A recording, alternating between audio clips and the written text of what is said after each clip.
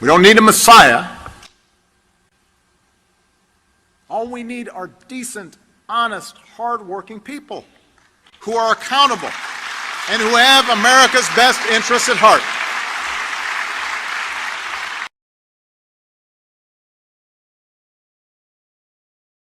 Llama una gran guerra y todo el mundo entero estará involucrado en esa guerra, de acuerdo a lo que entendí. Empezará la persona que empezará la guerra, será alguien llamado Gog, hasta donde entendí allá arriba, solo allá arriba lo entendí. ¿Se llama Gog? Sí.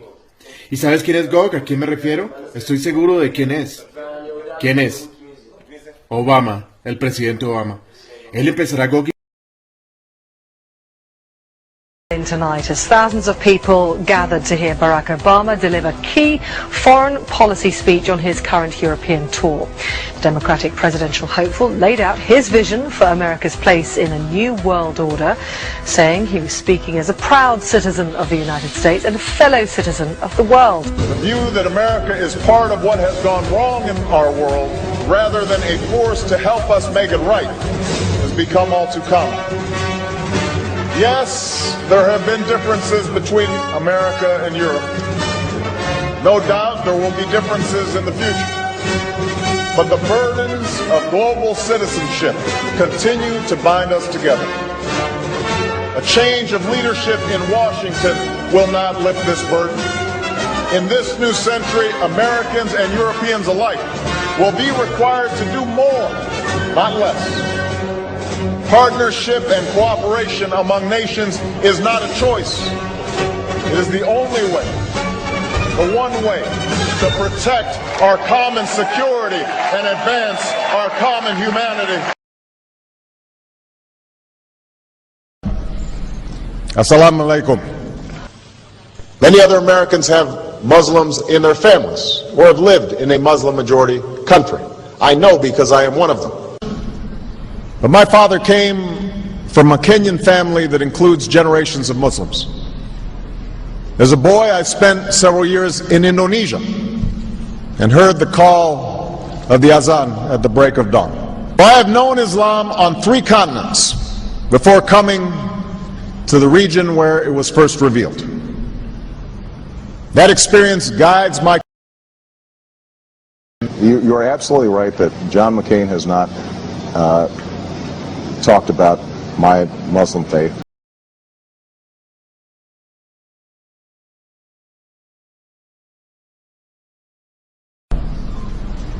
As the Holy Quran tells us, the Holy Quran teaches that, the Holy Quran tells us, and the Holy Quran also says,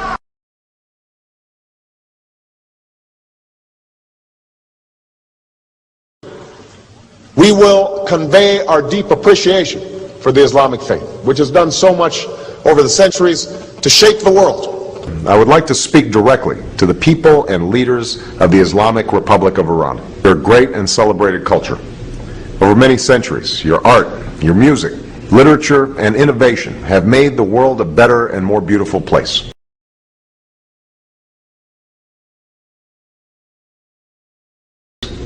We know that you are a great civilization, and your accomplishments have earned the respect of the United States and the world.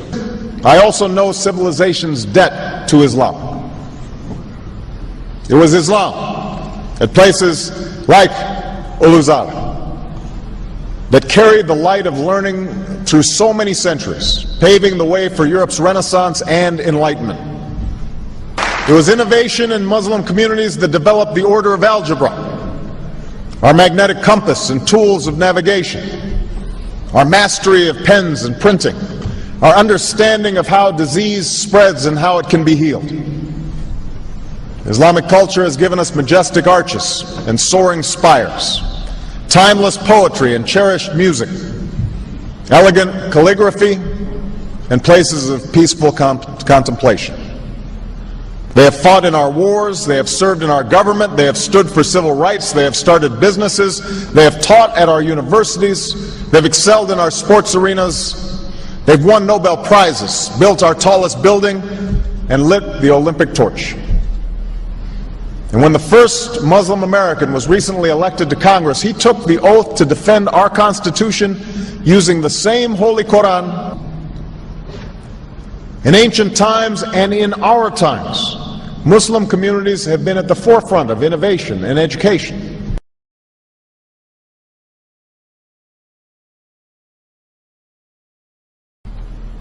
Islam is not part of the problem in combating violent extremism. It is an important part of promoting peace. To avoid impeding Muslim citizens from practicing religion as they see fit.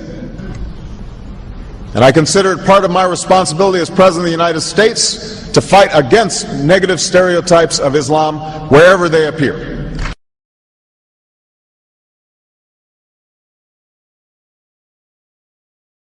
We are no longer a Christian nation. We do not consider ourselves a Christian nation. The United States has been enriched by Muslim Americans. Since our founding, American Muslims have enriched the United States. Islam has always been a part of America's story.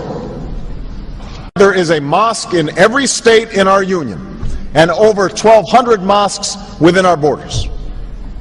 You know, one of the points I want to make is that if you actually took the number of Muslims Americans, we'd be one of the largest Muslim countries in the world. Let there be no doubt, Islam is a part of America.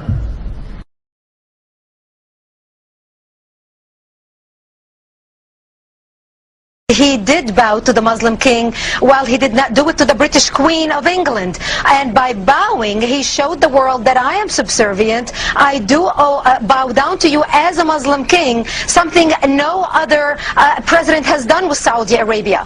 The Saudi king is his peer. He is not his subordinate in order to bow for him. And this is exactly what Obama did.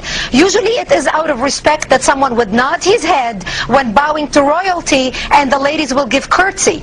But Obama went beyond what is required as a head of state and bowed to the Saudi king, and that's unacceptable. It sent the wrong symbol. When you say it sends the wrong signal, what signal do you think it sends?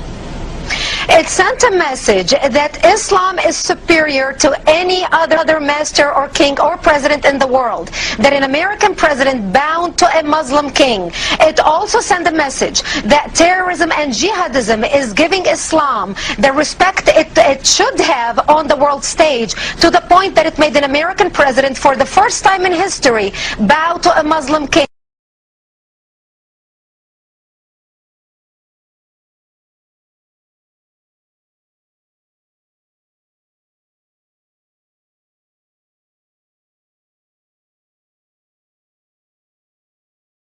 Presidential candidate Barack Obama is trying to change political fashion. He gave a speech in Iowa City today, and he wasn't wearing an American flag pin. Those pins have become synonymous with politicians since 9/11. Obama says he doesn't like how the pin has come to represent patriotism in America. I won't wear that pin on my chest. It's a little weird, Alan, that in the middle of the campaign, the guy takes off the American flag that most people wear because they're proud of their country. Let me speak as clearly and as plainly as I can. America is not and never will be at war with Islam.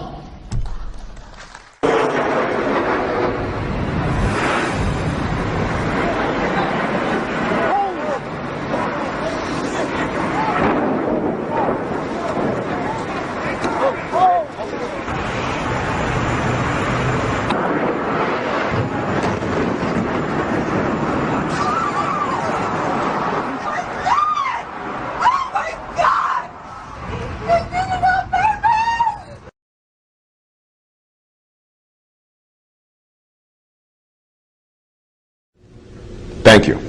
And Eid Shoma Mubarak.